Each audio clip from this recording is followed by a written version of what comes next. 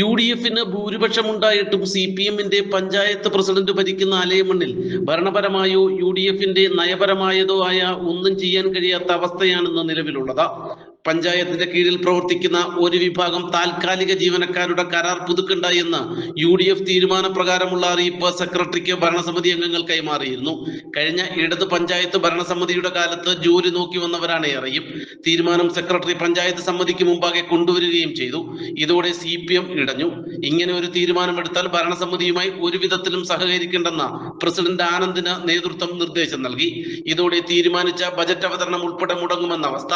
നിയമസഭാ തെരഞ്ഞെടുപ്പിന് മുന്നോടിയായുള്ള നോട്ടിഫിക്കേഷൻ വരുന്നതിന് മുമ്പ് ബജറ്റ് അവതരിപ്പിച്ച് DPC അംഗീകാരം വാങ്ങിയില്ലെങ്കിൽ പഞ്ചായത്തിന്റെ ദൈനംദിന പ്രവർത്തനങ്ങളാകെ താളം തെറ്റും. ജീവനക്കാരുടെ ശമ്പളം ഉൾപ്പെടെ മുടങ്ങും.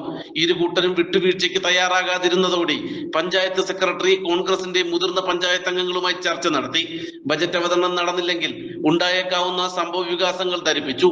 ഇതോടെ താൽക്കാലിക ജീവനക്കാരുടെ കരാർ പുതുക്കണ്ട എന്ന തീരുമാനത്തിൽ നിന്നും UDF തൽക്കാലം അയഞ്ഞു. ഇതോടെ CPMും നിലപാട് തിരുത്തി. പിന്നീട് തൊട്ടടുത്ത ദിവസം തന്നെ ബജറ്റ് തയ്യാറാക്കുകയും അവതരിപ്പിക്കുകയും ചെയ്തതോടെയാണ് നിലവിലത്തെ പ്രതിസന്ധിക്ക് അവസാനമായത്. പക്ഷേ CPMന് രാഷ്ട്രീയപരമായി വലിയ വിജയം നൽകിയ കാര്യം ഇപ്പോൾ കോൺഗ്രസിൽ വലിയ പൊട്ടിത്തെറിയിലേക്ക് കാര്യങ്ങൾ കൊണ്ടെത്തിച്ചിരിക്കുകയാണ്.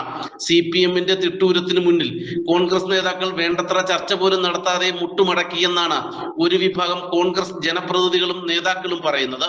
നേതൃത്വത്തിന്റെ ഈ നടപടിയിൽ പ്രതിഷേധിച്ച് ചില കോൺഗ്രസ് ഗ്രാമപഞ്ചായത്ത് അംഗങ്ങൾ ബജറ്റിൽ പങ്കെടുത്തില്ല എന്ന വിവരവും പുറത്തു വരുന്നുണ്ട്.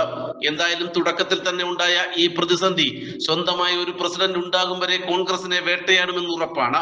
അതിനാൽ തന്നെ നിലവിലെ വിജയസാധ്യതയുള്ള ഏതെങ്കിലും ഒരു വാർഡിൽ രാജിവെച്ചുകൊണ്ട് ഇവിടെ പട്ടികജാതി വിഭാഗത്തിൽപ്പെട്ട ഒരാളെ മത്സരിപ്പിച്ച് വിജയിപ്പിക്കണമെന്നാണ് കോൺഗ്രസിലെ പ്രബല വിഭാഗം ഇപ്പോൾ ആവശ്യപ്പെടുന്നത്. ഭൂരിപക്ഷം ലഭിച്ചെങ്കിലും പട്ടികജാതി വിഭാഗക്കാർക്കായി സംവരണം ചെയ്ത പഞ്ചായത്ത് പ്രസിഡന്റ് സ്ഥാനത്തേക്ക് ഈ വിഭാഗത്തിലുള്ള ആരെയും വിജയിപ്പിക്കാൻ UDFന് കഴിയാത്തതാണ് നിലവിലത്തെ പ്രതിസന്ധിക്ക് കാരണം. CPMലെ S ആനന്ദാണ് ഇവിടെ പഞ്ചായത്ത് പ്രസിഡന്റ് സ്ഥാനം വഹിക്കുന്നത്. നാട്ടുവാർത്ത, അഞ്ചൽ.